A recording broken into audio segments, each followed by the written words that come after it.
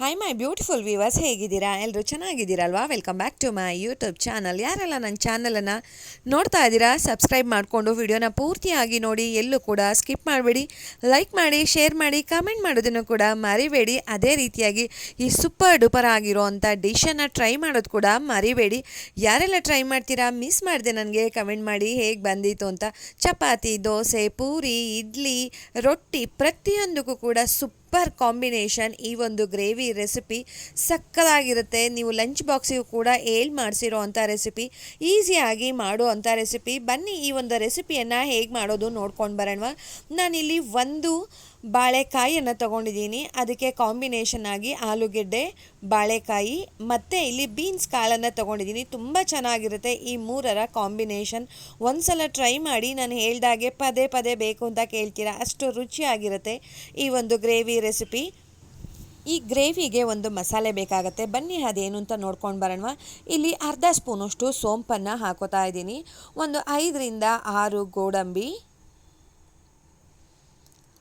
Medium ಸೈಜಿಂದು 2 ಈರುಳ್ಳಿಯನ್ನು ಕೂಡ ಹಾಕೋತಾ ಇದ್ದೀನಿ.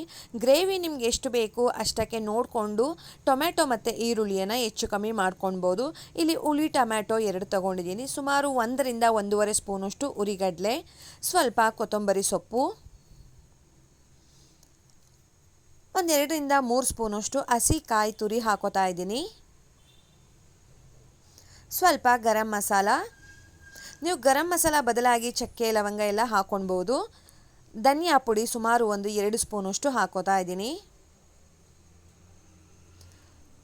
ಅಚ್ಚ ಖಾರದ ಪುಡಿ ಮತ್ತು ಬ್ಯಾಡಗಿ ಪುಡಿ ಮಿಕ್ಸ್ ಆಗಿರೋ ಅಂಥದ್ದು, ಇದು ಕೂಡ 2 ಸ್ಪೂನ್ ಹಾಕೋತಾ ಇದ್ದೀನಿ. ಶುಂಠಿ ಬೆಳ್ಳುಳ್ಳಿ ಪೇಸ್ಟ್ 1 ಸ್ಪೂನು. ಇಷ್ಟನ್ನು ಸ್ವಲ್ಪ ನೀರು ಹಾಕ್ಕೊಂಡು ಫೈನ್ ಪೇಸ್ಟ್ ಮಾಡ್ಕೊಂಡು ಬರೋಣ.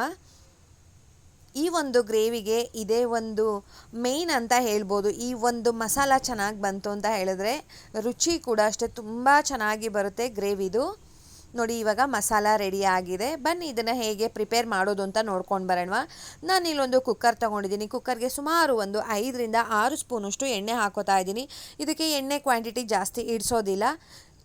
ನಾನಿಲ್ಲಿ ಕರಿಬೇವಿನ ಸೊಪ್ಪು ಮತ್ತು ಪುದೀನ ಸೊಪ್ಪು, ಸ್ವಲ್ಪ ಕೊತ್ತಂಬರಿ ಸೊಪ್ಪನ್ನು ಫೈನ್ ಚಾಪ್ ಮಾಡಿ ಹಚ್ಚಿಟ್ಕೊಂಡಿದ್ದೀನಿ. ಇಲ್ಲಿ ಎಣ್ಣೆ ಬಿಸಿ ಆದಮೇಲೆ ಸಾಸಿವೆ, ಜೀರಿಗೆ, ಕರಿಬೇವಿನ ಸೊಪ್ಪು, ಪುದೀನ ಸೊಪ್ಪು ಮತ್ತು ಸ್ವಲ್ಪ ಕೊತ್ತಂಬರಿ ಸೊಪ್ಪನ್ನು ಹಾಕ್ಕೊಂಡು ಫ್ರೈ ಮಾಡ್ಕೊತಾ ಇದ್ದೀನಿ. ಒಗ್ಗರಣೆಗೆ ಹಾಕೋದ್ರಿಂದ ತುಂಬ ಚೆನ್ನಾಗಿರುತ್ತೆ. ರುಬ್ಬೋದಕ್ಕೆಲ್ಲ ಹಾಕೋದಕ್ಕೆ ಹೋಗೋದು ಬೇಡ. ಪುದೀನ ಎಲ್ಲನ ಈ ರೀತಿಯಾಗಿ ಫೈನ್ ಚಾಪ್ ಮಾಡಿ ಒಗ್ಗರಣೆಗೆ ಹಾಕಿ ಸ್ನೇಹಿತರೆ, ತುಂಬ ಚೆನ್ನಾಗಿರುತ್ತೆ. ಇದ್ರ ಜೊತೆ ನಾನು ಹಚ್ಚಿಟ್ಕೊಂಡಿರೋಂಥ ಬಾಳೆಕಾಯಿ, ಆಲೂಗೆಡ್ಡೆ ಮತ್ತು ಬೀನ್ಸ್ ಕಾಳನ್ನು ಇದಕ್ಕೆ ಸೇರಿಸ್ಕೊತಾ ಇದ್ದೀನಿ. ಇದು ಜಾಸ್ತಿ ಉರಿಬೇಕು ಅಂತ ಏನಿಲ್ಲ. ನಾವು ವಿಷಲ್ ಒಡಿಸೋದ್ರಿಂದ ಬೇಗನೆ ಆಗಿಬಿಡುತ್ತೆ. ಇದು ಜಸ್ಟ್ ಒಂದು 20ರಿಂದ 30 ಸೆಕೆಂಡ್ಗಳ ಕಾಲ ಇದನ್ನು ಫ್ರೈ ಮಾಡಿದ್ರೆ ಸಾಕಾಗತ್ತೆ. ನೋಡಿ, ಇವಾಗ ಅಷ್ಟು ಆಗಿದೆ. ಇದಕ್ಕೆ ರುಚಿಗೆ ಉಪ್ಪನ್ನು ಕೂಡ ನಾನಿಲ್ಲಿ ಆ್ಯಡ್ ಮಾಡ್ತಾ ಇದ್ದೀನಿ.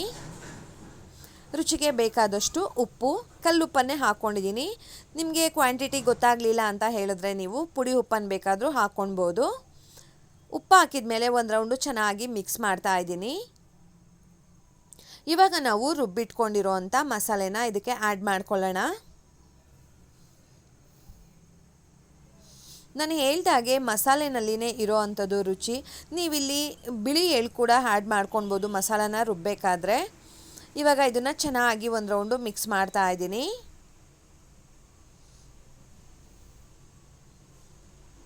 ನೋಡಿ ಎಷ್ಟು ಚೆನ್ನಾಗಿದೆ ಅಂತೇಳಿ, ತುಂಬ ಚೆನ್ನಾಗಿರುತ್ತೆ. ಈ ರೀತಿ ಒಂದ್ಸಲ ಟ್ರೈ ಮಾಡಿ ನೋಡಿ. ಅದು ಸೈಡಲ್ಲೆಲ್ಲ ಕುದಿಯೋದಕ್ಕೆ ಶುರುವಾಗಿದೆ. ಇವಾಗ ಸ್ವಲ್ಪ ನೀರನ್ನು ಆ್ಯಡ್ ಮಾಡ್ಕೊಳ್ಳೋಣ. ನಮಗೆ ಗ್ರೇವಿ ಕನ್ಸಿಸ್ಟೆನ್ಸಿ ನೋಡ್ಕೊಳ್ಳೋಣ ಎಷ್ಟು ಬೇಕು ಅಂತ ಹೇಳಿಬಿಟ್ಟು. ನಾನಿಲ್ಲಿ ಬಾಳೆಕಾಯನ್ನು ಮುಂಚೆನೇ ಹಚ್ಚಿಬಿಟ್ಟು ಎತ್ತಿಟ್ಕೊಂಡಿದ್ದೀನಿ ಸ್ನೇಹಿತರೆ. ಇದನ್ನು ಒಂದು 10 ನಿಮಿಷ ಬಿಟ್ಬಿಡೋಣ ನಾವು ನೀರಿನಲ್ಲಿನೇ. ಆಲೂಗೆಡ್ಡೆ ಕಪ್ಪಾಗೋದು ಅದೆಲ್ಲ ಆಗೋದಿಲ್ಲ. ನೀರಿಗೆ ಹಾಕಿದ್ರೆ ನಾವು ಹಾಗೆ ಇಟ್ಬಿಟ್ರೆ ಅದು ಕಪ್ಪಾಗ್ಬಿಡುತ್ತೆ. ಬಾಳೆಕಾಯಿ ಆಗ್ಬೋದು, ಆಲೂಗೆಡ್ಡೆ ಆಗ್ಬೋದು. ನೋಡಿ ಇವಾಗ ಕುದಿಯೋದಕ್ಕೆ ಚೆನ್ನಾಗಿ ಶುರುವಾಗಿದೆ. ಇದರಲ್ಲಿರುವಂಥ ಹಸಿ ವಾಸನೆ ಎಲ್ಲ ಹೋಗಿರುತ್ತೆ. ಇವಾಗ ಮಿಕ್ಸಿ ಜಾರಲ್ಲಿ ಇರುತ್ತಲ್ವ ಸ್ವಲ್ಪ ಮಸಾಲೆ, ಅದನ್ನು ಸೇರಿಸ್ಬಿಟ್ಟು ನಾನಿಲ್ಲಿ ನೀರನ್ನು ಹಾಕ್ಕೊಂಡು ಚೆನ್ನಾಗಿ ಮಿಕ್ಸ್ ಮಾಡ್ಕೋತಾ ಇದ್ದೀನಿ. ಕನ್ಸಿಸ್ಟೆನ್ಸಿ ನೋಡ್ಕೊಳ್ಳೋಣ ನಾವು ಯಾವುದಕ್ಕೆ ಮಾಡ್ತಾ ಇರೋದು ಅಂತ ಹೇಳ್ಬಿಟ್ಟು. ಅನ್ನಕ್ಕೆ, ರೊಟ್ಟಿಗೆ, ಚಪಾತಿಗೆ, ಪೂರಿ, ದೋಸೆ, ಇಡ್ಲಿ ಪ್ರತಿಯೊಂದಕ್ಕೂ ಕೂಡ ತುಂಬ ಚೆನ್ನಾಗಿರುತ್ತೆ. ನಾವು ಆಲೂಗೆಡ್ಡೆ ಮತ್ತು ಉರಿಗಡ್ಲೆ ಹಾಕಿರೋದ್ರಿಂದ ಇದು ಕುದ್ದ ಮೇಲೂ ಕೂಡ ಸ್ವಲ್ಪ ಗಟ್ಟಿ ಆಗುತ್ತೆ. ಸೊ ನೋಡಿಕೊಂಡು ನೀರನ್ನು ಮಿಕ್ಸ್ ಮಾಡ್ಕೊಳ್ಳೋಣ. ಇವಾಗ ಕುದಿಯೋದಕ್ಕೆ ಶುರುವಾಗಿದೆ. ಒಂದು ರೌಂಡ್ ಉಪ್ಪನ್ನು ಚೆಕ್ ಮಾಡಿಬಿಟ್ಟು ನಾನಿಲ್ಲಿ 2 ವಿಷಲ್ ಹಾಕಿಸ್ಕೊತಾ ಇದ್ದೀನಿ. ಇವಾಗ ಕುಕ್ಕರ್ ತಣ್ಣಗಾಗಿದೆ. ಬನ್ನಿ ನೋಡೋಣ. ವಾವ್, ಎಷ್ಟು ರುಚಿಯಾಗಿ ಆ ಒಂದು ಫ್ರಾಗ್ರೆನ್ಸ್ ಬರುತ್ತೆ ಅಲ್ಲ, ಕುಕ್ಕರ್ ಲಿಡ್ಡನ್ನು ತೆಗೆದಿದ ತಕ್ಷಣ ವಾವ್ ಅನ್ನಬೇಕು, ಅಷ್ಟು ರುಚಿಯಾಗಿರುತ್ತೆ. ತುಂಬ ಅಂದರೆ ತುಂಬ ಟೇಸ್ಟಿಯಾಗಿರುತ್ತೆ. ಒಂದು ಸಲ ನೀವು ಇದನ್ನು ಟ್ರೈ ಮಾಡಿ, ತುಂಬ ಚೆನ್ನಾಗಿರುತ್ತೆ. ನಾನು ಇದನ್ನು ಇಡ್ಲಿಗೆ ಕಾಂಬಿನೇಷನ್ ಆಗಿ ಮಾಡಿದ್ದೆ, ಇಡ್ಲಿ ಗೊಜ್ಜು ಅಂತ ಹೇಳ್ಬಿಟ್ಟು. ತುಂಬ ಅಂದರೆ ತುಂಬ ಚೆನ್ನಾಗಿತ್ತು.